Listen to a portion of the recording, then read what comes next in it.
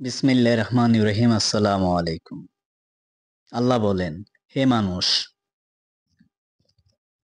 আমি কারো উপর জুলুম করি না এবং তোমাদের পরস্পরের উপর জুলুম করাকে নিষিদ্ধ করেছি। অতএব তোমরা পরস্পরের উপর জুলুম করো না। হে মানুষ, তোমরা তো দিন-রাত পাপ করো, আমি তোমাদের পাপ মোচন করি। এতে আমার কিছুই যায় আসে না। অতএব তোমরা আমার কাছে ক্ষমা চাও, আমি তোমাদের ক্ষমা করে দেব। আল্লাহ বলেন, হে মানুষ, আমি না খাওয়ালে তোমরা অভুক্ত থাকবে। আমি না খাওয়ালে তোমরা অভুক্ত থাকবে। অতএব আমার কাছে জীবন উপকরণ চাও, আমি তোমাদের জীবন উপকরণ দেব। আল্লাহ বলেন, হে মানুষ, আমি পরিধেয় বস্ত্র দান না করলে তোমরা সবাই বস্ত্রহীন থাকবে। অতএব আমার কাছে চাও, আমি তোমাদের পোশাক দেব।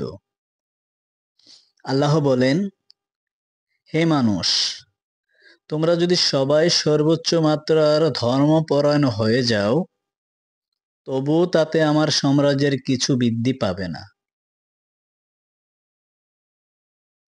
আল্লাহ বলেন, হে মানুষ, তোমরা যদি সবাই সর্বোচ্চ মাত্রার ধর্মপরায়ণ হয়ে যাও, তবু তাতে আমার সাম্রাজ্যের কিছুই বৃদ্ধি পাবে না। তোমাদের সবার অন্তর যদি চরম পাপিষ্ঠ হয়ে যায়, তবুও তা আমার সাম্রাজ্যের কোনো ঘাটতি সৃষ্টি করবে না।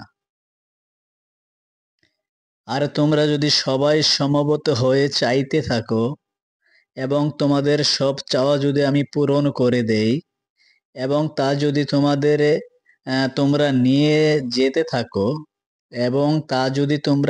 যেতে থাকো তবুও তোমরা শুধু ততটুকুই নিতে পারবে, সমুদ্রের একটি সূচ ডুবিয়ে তা তুললে যতটুকু পানি সূচের গায়ে লেগে থাকে।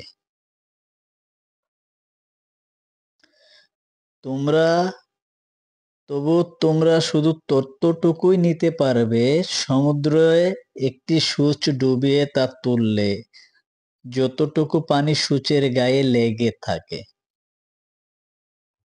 অতএব হে মানুষ, এই হচ্ছে তোমার কর্ম। বিচার হবে তোমাদেরকে প্রদত্ত বিধান অনুসারে।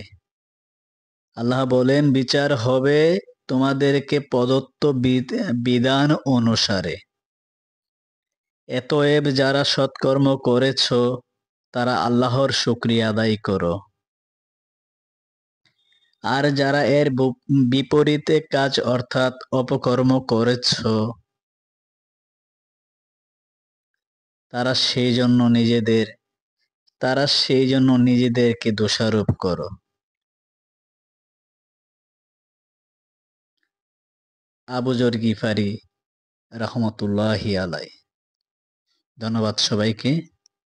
সবাই ভালো থাকবেন।